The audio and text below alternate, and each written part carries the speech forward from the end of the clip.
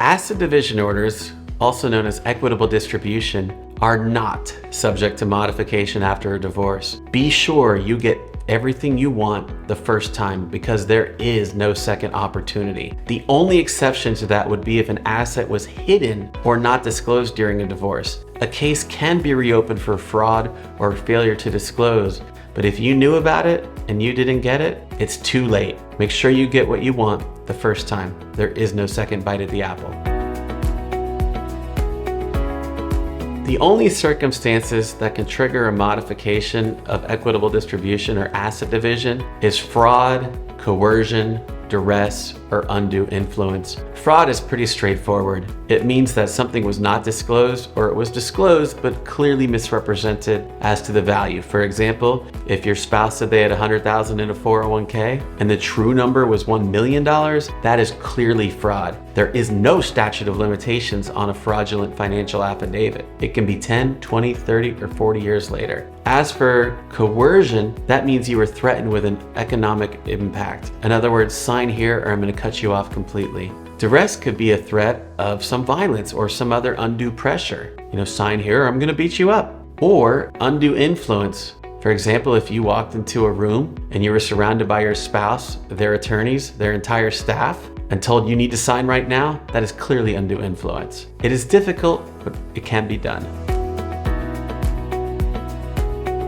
The unfortunate reality is that your financial circumstances may change during divorce. You may lose your job. Then what happens? Well, the classification and valuation date of assets is typically the filing date. The only exception to that is the passive appreciation, such as stocks that went up or down in value, or a home that went up or down in value. Other than that, we will rely on the filing date. Your employment status may not have an effect. The exception to that would be if there was money in an account, and because of a job loss, you had to spend that money to pay for your daily reasonable living expenses. If that is the case, then we can use the lower value so long as we can show that you diligently tried to find new employment.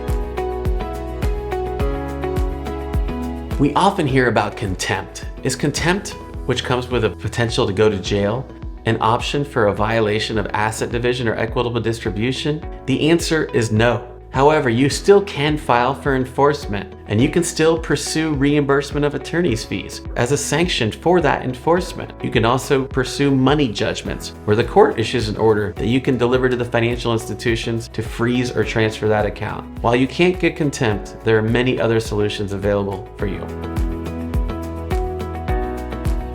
A lot of people panic when a divorce begins. How do I protect my assets during a divorce in Florida? The number one thing is to remember to protect everything that you must. Attorneys have never met your spouse. If your spouse is petty and they're going to clean out your account, then I strongly recommend you go get that account first. Not all of it, but 50%. Take 50% from a joint account and put it into an account in your name only. The same is true of a CD or another kind of account. If your spouse is an authorized user, you don't need to leave them as an authorized user on your account to run up your credit card debt. Remove them as an authorized user. Ideally, neither party would do anything rash, but unfortunately that's not the case. Do what you have to do to protect yourself, at least in the beginning stages of divorce, but don't spend the money. Remember, protect it, but don't blow it, or you may be the one that loses in the end.